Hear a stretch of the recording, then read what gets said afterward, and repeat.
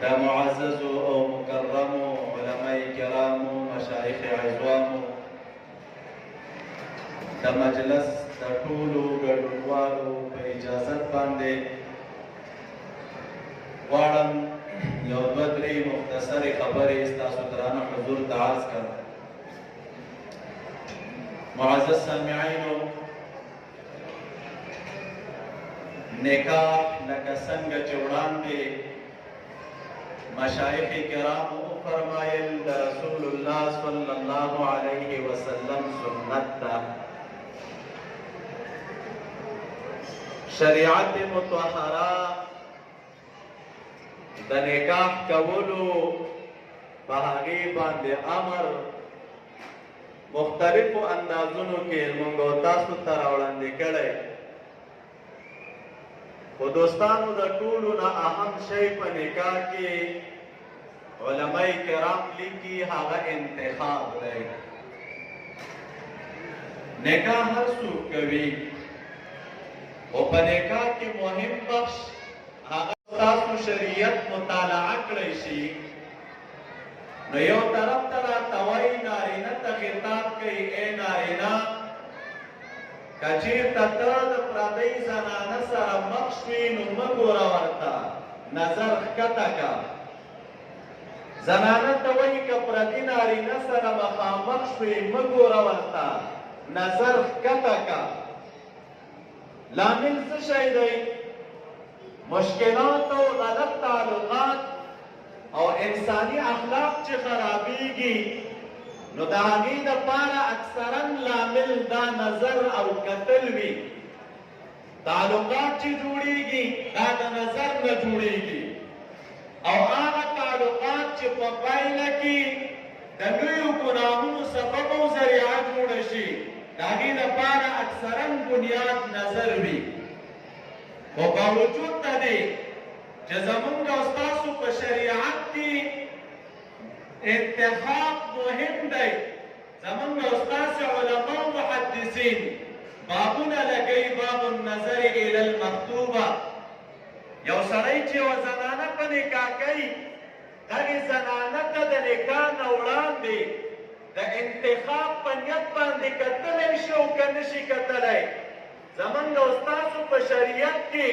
علما او محدثین ډېری احادیث په دې موضوع راوړاندې کوي چې د نکاح کولو نه وړاندې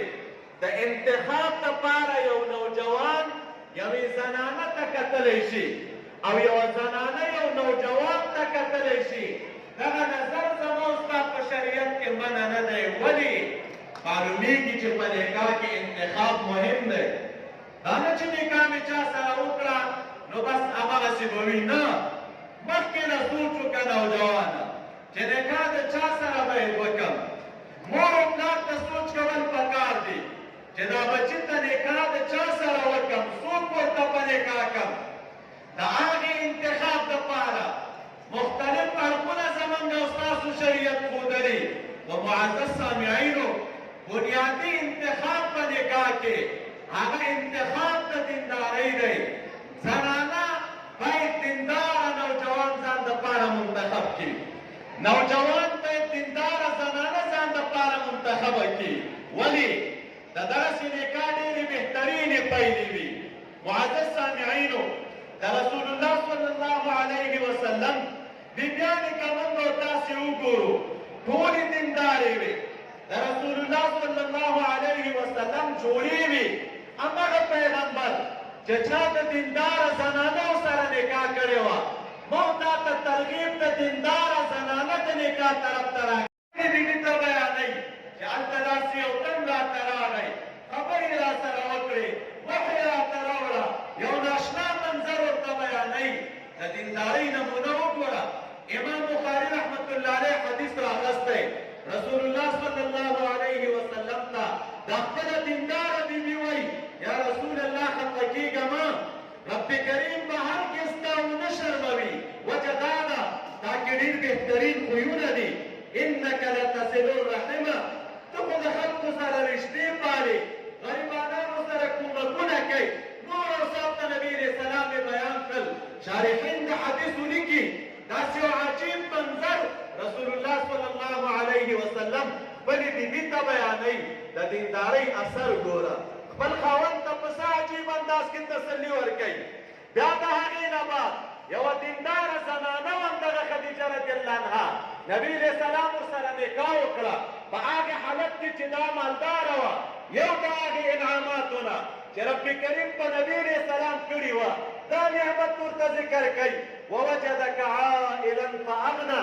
یا رسول الله صلی الله علیه وسلم موږ تا لره فقیر ومونته ته موږ مالداره کړلې په مال د خدیجې رضی الله تعالی عنها باندې الله تعالی ته هغې نکاح دا په یو انعاماتو کې ذکر کوي نبي علیه السلام ته و یو ورځ د ورځو نه داسې راځي په شعوب ابي طالب کې چې خدیجې رضی الله عنها د نبي علیه السلام سره وخت تېر کړه په میاشتو باندې شارحین د حدیثو لیکي مورخین کرام فرمایي په هغې ځای کې اکثري ګزاره د نبي علیه السلام او د دغې بهترینې بیبې دا د اونو په پاڼو باندې وه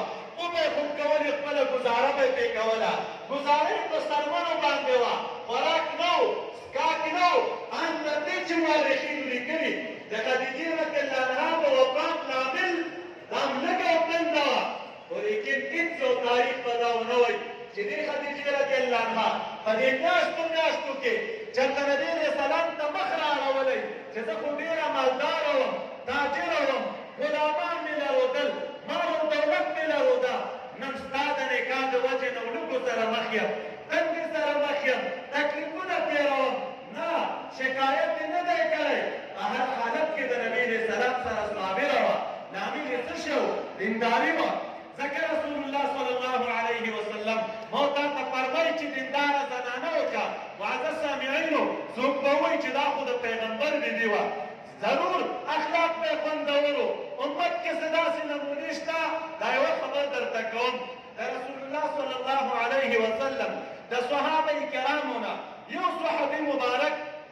انس رضی الله تعالی عنه دی موږ او تاسو د علماو نه نوم ډېر اورو علامه ابن کثیر دا واقعه لیکلې د دغې انس رضی الله عنه مور وه ام سلیم رضی الله عنها د دې په حواله محدثین لیکي الله تعالی یو بچی ورکړی بچی به یې دایم مریض وه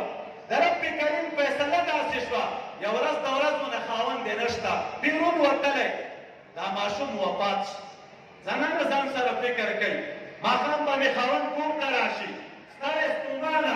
ما به که پوښتنه وکړي چې بچی دې څنګه دی که زه د خپل بچي د مرګ نه خبر کړم نو ورځ یې په ستړیا تېره کړې شپه به په تکلیف شي راځه داسې یوه خبره جوړه کړم چې هم مې خاوند خفه نه شي او هم دروغ را نه شي مورخین لیکي ماشوم یې په هماغه ځای کې واچو چې کوم ځای کې به نورې ورځې پروت و خاوند چې کله ماښام راغی کور ته بیبي نه پوښتنه کوي بیبي ماشوم څنګه دی بیبي جواب ورکوي وایي خاوند د ماشوم اوس غلی دی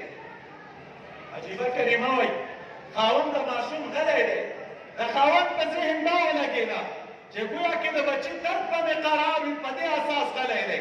د زنانه خبر دروغ هم نه و رښتیا غلی و سا پکې نه وه او وفات و چې کله سبا شو ډېره د خوشحالۍ نه ډکه شپه یې تېره کړه ډول او سینګار او زینت یې کړی د نورو ورځو په نسبت په دې شپه ډېر سهار خاوند ته وایي خاوند یو خبر درته کوم ویسې که تا سره چا یو امانت یخی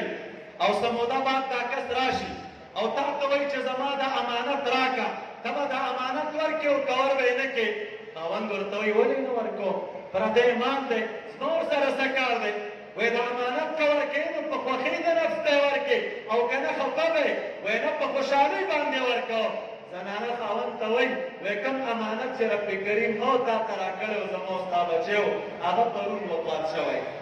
تا ته مې د شپې هم ځکه ونه وایي ما سم درد او غم تېر کړی او تکلیف مې لیدلی و په دې اساس چې ته راسره غمجن نه شې حق مې درته نه دی ویلی راځه د بچي د دفن کېدو انتظام وکړو بچی یې دفن که خاوند راغی رسول الله صلی الله علیه وسلم ته واقعه بیانې د الله نبي پر بېګا داسې واقعه تېره شوه ښځې راته هم نه وویلی بچی مې وفات و رسول الله صلی الله علیه وسلم ورته وایي څه د برکت نه ډکه شپه مو تېره کړې دعا ورته کوي الله تعالی د رسول الله صلی الله علیه وسلم هغه دعا د دوی په حق کې قبوله کړه مورخینو لیکلي وایي د دوی چې وروسته څومره اولاد پیدا و په هغې کې د خیر او د برکت آثار ښکارېدل لامل څه شی و دا دومره درد زنانه په ځان تېر کا تندي کې دومره تروشوالی هم نه و چې خاوند پرې پوه شوی وی چې څه غم په دې کور کې دی لامل څه و دوستانو دینداري وه ځکه رسول الله صلی الله علیه وسلم او تاته وایي چې د دینداره زنانه سره نکاحګانې وکړئ د چا چې دینداره زنانه وي هغې آثار لیدلي د الله په ذات یقین وکړئ دوستانو دا شل کلن انقلاب دا چې نن دې مسلمانانو وګټه دا د دغې دینداره زنانو د هغې تربیت ثمره وه چې خپل بچي ته داد ورکړی د خپل بچي خدمت یې کړی د خپل ګاونډ خدمت یې کړی د خپل مجاهد خدمت یې کړی الحمدلله موږ او تاسې ازادي وینو اله العالمین دې دغه نکاح هم بختوره وګرځوي دا څومره نوجوانان چې ناست دي چا نکاحونه نه وي کړي الله تعالی دې دینداره زنانه ورته نصیب کړي او که چا ودونه کړي وي کورونو کې مشکلات وي الله تعالی دې د هغوی زنانه دیندارې کړي واخر دعوانا